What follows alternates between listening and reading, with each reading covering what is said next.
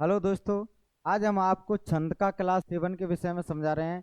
इसमें कवित छंद किसे कहते हैं, इसके लक्षण एवं उदाहरण से समझाएंगे। इससे पहले वीडियो में हमने आपको दुआ छंद, सोरठा, चौपाई छंद एवं सवैया छंद के बारे में बताया। पिछली वीडियो पढ़ लें, क्लास छंद 1 2 3 4 5 6। ये आपको पूरी जानकारी गहराई से मिल जाएगी। तो आज हम आपको समझा रहे हैं कवित छंद क्या है। और ये कक्षा 12वीं के लिए इम्पोर्टेंट क्वेश्चन है क्लास, तो आपके एग्जाम में आने के लिए। तो चलो समझते हैं।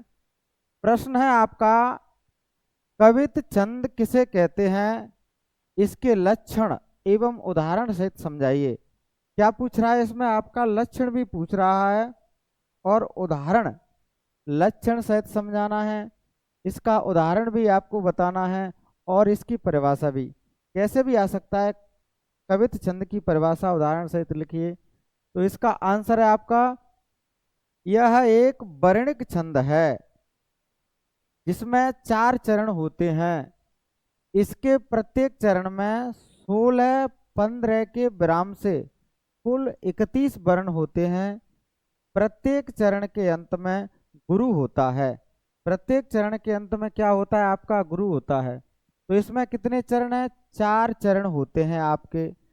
16 और 15 के विराम या यति से, इसको विराम को यति भी कहते हैं। क्या कहते हैं इसे, या आप यति भी कहते हैं, विराम या यति।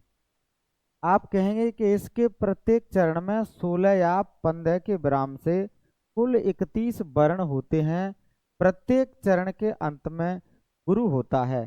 प्रत्येक चरण के अंत में आपका ये गुरु होगा। तो आप इसे देखेंगे कि कैसे होते हैं, इसे समझ लेते हैं। अब आता है इसका लक्षण। गुण भी पूछ सकता है, इसके गुण लिखिए। विशेषताएं भी पूछ सकता है कि इसकी विशेषताएं लिखिए। विशेषताएं लिखिए। तो किसी से भी आपका आ सकता है, गुण से भी आपको पूछा जा सकता है, विशेषताओं से भी आपको पूछा जा सकता है कि इसके गुण क्या हैं और इसकी आपकी जो है विशेषताएं क्या हैं। तो आपको बताना है, गुण अगर पूछता है तो गुण हेडिंग डाल के लिखना है। विशेषताओं के नाम से पूछे तो विशेषता हेडिंग डाल के लिखना है। और यदि लक्षण पूछता है तो लक्षण। तो इसी में से लिख लेते हैं हम, अपनी परिभाषाओं में से ही आपके गुण बन जाते हैं कि यह एक वर्णिक छंद है। यह एक कैसा छंद है, वर्णिक छंद है। नंबर 2 यहां से लेंगे, इसमें 4 चरण होते हैं। नंबर 3, इसके प्रत्येक चरण में कितनी 16 15 के विराम से कुल 31 वर्ण होते हैं। कितने होते हैं, 16 15 के विराम या यति पर कुल 31 वर्ण होते हैं। इसके प्रत्येक चरण के अंत में गुरु होता है। नंबर 5 में भी यह मनहरण, किस नाम से, मनहरण या घनाछरी के नाम से भी जाना जाता है। ये इम्पोर्टेंट आपका ये है, आपका मनहरण और घनाछरी पूछा जा सकता है कि कवित छंद का दूसरा नाम क्या है। तो इसे किस नाम से जानते हैं आप, मनहरण और घनाछरी के नाम से भी जाना जाता है। जैसे कि अन्य नामों से दुर्मिल सवैया को भी जाना जाता था, और आपका मालती सवैया, मंतगेंद्र सवैया से कहते हैं। दुर्मल सवैया का नाम चंद्रकला था। ऐसे ही कवित छंद का दूसरा नाम है मनहरण गणाक्षरी। इसे मनहरण गणाक्षरी के नाम से भी जाना जाता है। तो चलिए एक बार और समझ लेते हैं। यह एक वर्णिक छंद है, इसमें जिसमें 4 चरण होते हैं। इसके प्रत्येक चरण में 16 15 के विराम से कुल 31 वर्ण होते हैं। प्रत्येक चरण के अंत में गुरु होता है।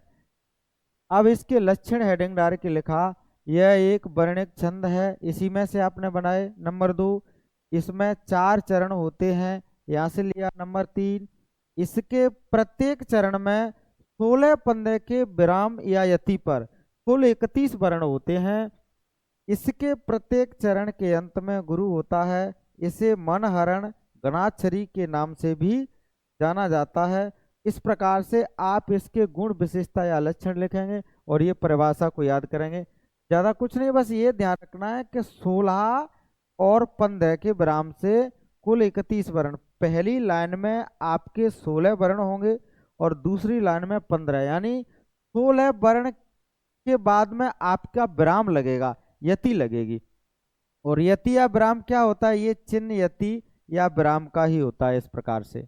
अब इसमें क्या है, इसमें आपका है कि अंत में गुरु होता है। तो मैंने आपको गुरु के बारे में बताया कि गुरु क्या होता है, यानी गुरु मात्रा हो।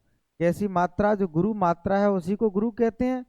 जैसे बड़े आ की मात्रा हो, बड़ी ई की मात्रा हो, बड़े ऊ की मात्रा हो, ए की हो, आई की हो, ओ की हो, और आउ की, अनुस्वार अंक की मात्रा और अह, ये कोई भी मात्रा अगर है तो आपका, या ये स्वर वास्तविक रूप में आया है तो वह क्या होता है, गुरु होता है आपका।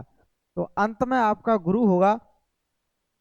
इसमें क्या होता है कि इसमें गणों का कोई जिक्र नहीं किया जाता, जैसे कि सवैया छंद में गणों का जिक्र था, और इसमें गणों से संबंधित कोई नियम नहीं है। तो चलो आगे अपन चलते हैं। आगे से अपन को लेना है कि कवित छंद का उदाहरण। कवित छंद का ये आपका उदाहरण लगा हुआ है कि पात भरी सहरी सकल सुत बारे बारे, केवट की जात कछु वेद न पढ़ाई हो, सब ही परिवार मेरो याह लागे राजाजू, दीन वित्तहीन कैसे दूसरी गड़ाई हो, गौतम की घरनी जो तरनी तरेगी मेरी, प्रभु सो निषाद है के बाट न बढ़ाई हो, तुलसी के ईस राम राव रे सो सांची कहो, बिना पग धोए नात नाव न चढ़ाई हो। बड़ा अच्छा दुआ है आपका। पात भरी सहरी सकल सुत बारे बारे, यहाँ आप अब देखिए गिनेंगे कि इसमें कितने वर्ण हैं। कल मैंने वर्णों के भी बारे में आपको बताया कि वर्ण क्या है और अक्षर क्या है। वर्ण और अक्षर क्या होता है, वर्ण और आपका अक्षर। वर्णों को गिना जाता है, अक्षरों को नहीं गिना जाता। वर्ण आपका पूरा है, जैसे कि ये क है तो इस, ये क्या है आपका वर्ण है। अब क में से अ निकाल लिया तो क्या बनेगा, क किससे बनता है, के और ए से बनता है। तो इसमें क है और आ है, मिलकर के क बना, तो ये वर्ण है। क्योंकि वर्णमाला में मैंने कल समझाया था, वर्णमाला में ये इसी प्रकार से दिया रहता है आपका, क, ख, ग, घ, ङ, इस प्रकार से ही दिया रहता है, न कि इस प्रकार से। इस प्रकार से नहीं, इसमें ये नहीं लगा रहता, ये है। तो ये वर्णमाला में तो ये पूरा वर्ण होगा। और जब इससे स्वर हट जाएगा, अ हट गया, तो ये बचा। तो अब ये आधा है, आधा का है, तो इसे ये क्या हो गया आपका अक्षर। ये आपका अक्षर हो गया, इसे आप अक्षर कहेंगे। और ये आपका वर्ण है, क्या है, ये का, यानी ये क आपका अक्षर है, वर्ण है। ये क आपका क्या है, वर्ण है। और ये वाला क आपका क्या है, अक्षर है। तो इसे नहीं गिनेंगे, यानी कोई भी अक्षर आधा आ जाएगा तो उसे कभी गिना नहीं जाता। तो इसमें भी आप इसी तरह से ध्यान रखना है। कितने अक्षर हैं देखो, 1 2 3 4 5 6 7 8 9 10 11 12 13 14 15 16, कितने हो गए इसमें, 16। अब यहाँ इसका चरण यहाँ से और यहाँ तक एक चरण है, 1 2 3 4, 1 2 3 4 5 6 7 8 9 10 11 12 13 14 15, इसमें कितने आपके, 15 हैं। तो यहाँ पर पूर्ण विराम लगा है, तब आपका एक वर्ण हुआ यहाँ से यहाँ तक। इसको लिखने का तरीका यही है, यानी दूसरे इस 16 यति वाली पंक्ति को जब लिखते हैं तो इतना सा गैप छोड़ के इसे लिखना चाहिए। तो आप कहते हैं, तो इस प्रकार से इसमें कितने हैं, 16 वर्ण, इसमें कितने हैं, 15 वर्ण। यानी हमने उसमें लिखा था आपका कि 16 15 के विराम से, क्या लिखा, 16 15 के विराम से, इसमें लिखा था ना, 16 15 के विराम से कुल 31 वर्ण होते हैं। और प्रत्येक चरण के अंत में क्या होता है, आपका गुरु होता है। तो प्रत्येक चरण के अंत में देखो ये क्या है, आपका गुरु, दो मात्राएं लगी हुई हैं। तो ये प्रत्येक चरण के अंत में आपका गुरु है। क्या है, इसके अंत में गुरु है। अब इसका ये अंत है तो यहाँ भी मात्रा अव की लगी है, तो ये भी क्या है, गुरु आपका है। यहाँ भी देखो ये भी आपका गुरु है, यहाँ भी देखो ये भी आपका गुरु है। तो प्रथम चरण के यानी प्रत्येक चरण के अंत में क्या है, आपका गुरु लगा हुआ है। तो यहाँ और आप देखते हैं, इसे करने के लिए आप कहेंगे तो आपको देखना है। अब इस पे गिनना है, एक मात्रा, दो, एक वर्ण, दो वर्ण, तीन, चार, पाँच, छः, सात, आठ, नौ, 10, 11, 12, 13, 14, 15, 16। इसमें भी कितने हैं, 16। तब ही परिवार मेरो याह लाग राजा जू, दीन वित्तहीन कैसे दूसरी गड़ाई हो।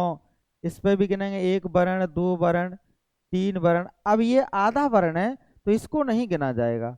ये चार वर्ण, ये पांच वर्ण, ये छः, ये सात, ये आठ, ये 9, 10, 11, 12, 13, 14 और कितने हो गए, इसमें भी आपके कितने वर्ण हुए, 15। कितने हैं, 15। और इस लाइन में कितने वर्ण हैं आपके, 16। 16 वर्ण, इसमें 16 हैं और इसमें 15। तो देखो 16, 15, 16 और 15 की यति से कुल कितने हैं आपके, 31 वर्ण इसमें हुए। 16, 15 से कुल कितने हैं, 31 आपके वर्ण इसमें हुए। अब इसमें गिन लेते हैं, ये लाइन है, इसमें कितने होना चाहिए, पूरे उतने ही होना चाहिए आपके 16। 1, 2, 3, 4, 5, 6, 7। इसको नहीं गिना जाएगा क्योंकि ये वर्ण नहीं, ये क्या है, आपका अक्षर है, आधा है, तो इसको गिना जाएगा। इसको गिना जाएगा एक एक, इसको भी गिना है। तो अब देखिए गिनिए, 1, 2, 3, 4, 5, 6, 7, 8, 9, 10, 11, 12, 13, 14, 15, 16। इसमें भी कितने हैं आपके, 16 वर्ण हुए। इसमें भी आपके 16 हैं।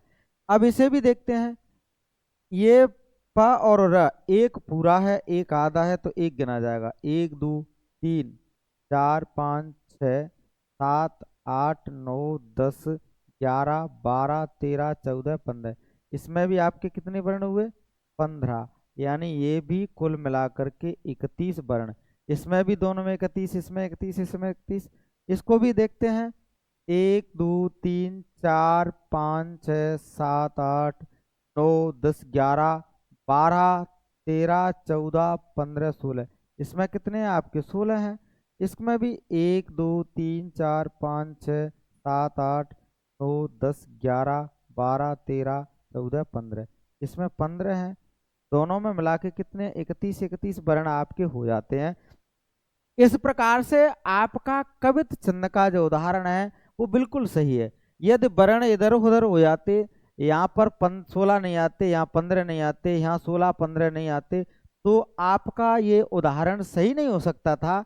इसलिए हमने गहन करके एक एक वर्ण गिनकर आपको बताया है कि ये आपका सही है।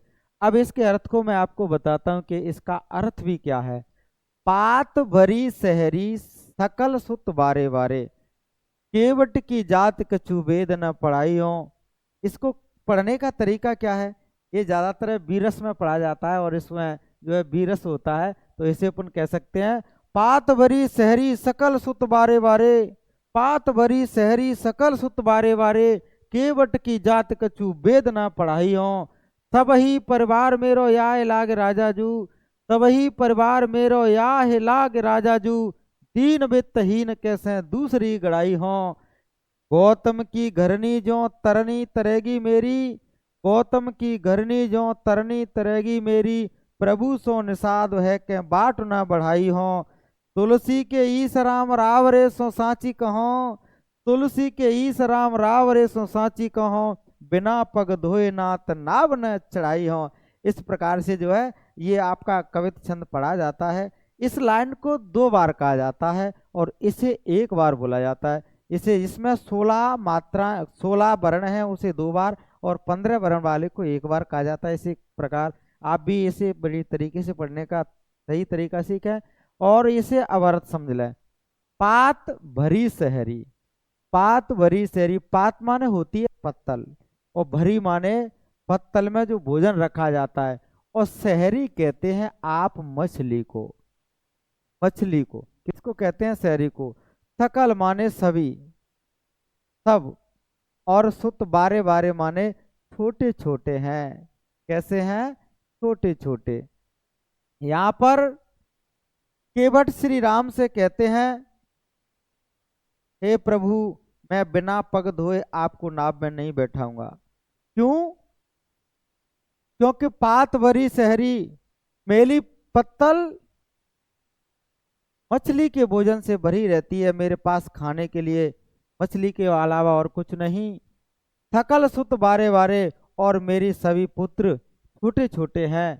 केवट की जात कछु वेद न पढ़ाई हो, और वैसे भी मैं जाति का केवट हूँ, और मैं उनको कुछ पढ़ा लिखा नहीं सकता। सब ही परिवार मेरो याह लाग राजा जू। कह रहे हैं कि हे प्रभु, मेरा सारा ही परिवार इसी से लगा हुआ है, इसी से मेरा परिवार का पालन पोषण होता है। किससे?